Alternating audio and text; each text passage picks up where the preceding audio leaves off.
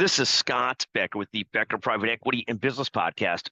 We come to you daily with short business episodes, short private equity episodes, interviews with brilliant business and private equity colleagues.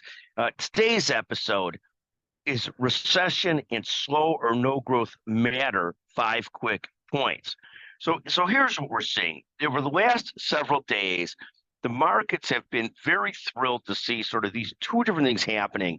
Some strength in the U.S. economy coupled with some slowing growth, and slowing inflation, which is likely to see the Fed lower rates in September. Now you've got a slightly different take on that story. First, you've got more concerns about truly slowing growth. And truly slowing growth is not as good as soft landing growth.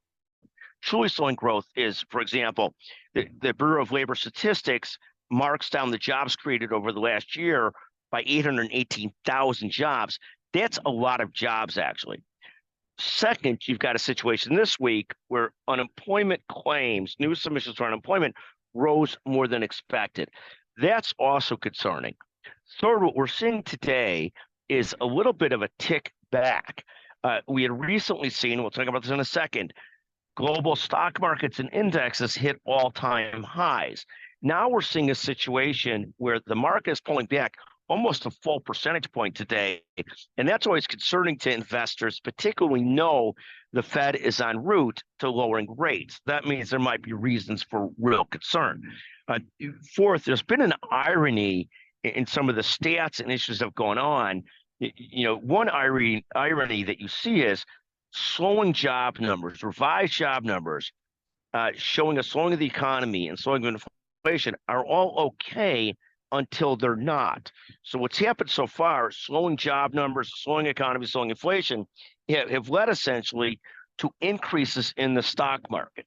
Now you're at a spot where people move from being thrilled about the potential for lower rate cuts and an increase in equity values as people move a little bit out of fixed income and a little bit more into equities, to a deeper concern that perhaps there really is a slowing economy and that has deeper, bigger, longer-term implications for all of us. So that's sort of our fourth point that we're seeing today.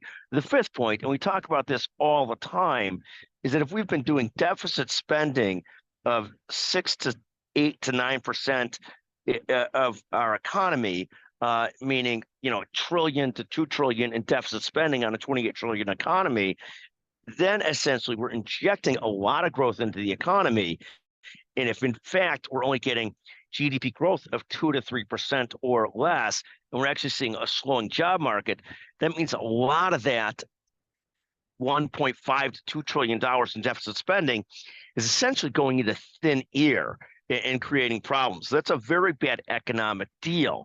That would be like me coming home and telling my Liz that I spent a lot of money at the store, but I got it on discount, so it's okay.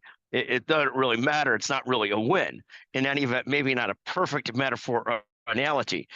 Thank you for listening to this Recession and Slow Growth Matter, 5 key points. Thank you for listening to the Becker Private Equity and Business Podcast. And again, somehow or another, sooner or later, if we're doing lots of deficit spending, but not getting equal growth to deficit spending, we have a problem, and it's going to catch up to us. Like the old phrase, Houston, we have a problem. And I know that's before the generation of many of you, and even me, really. Thank you for listening to the Becker Private Equity and Business Podcast.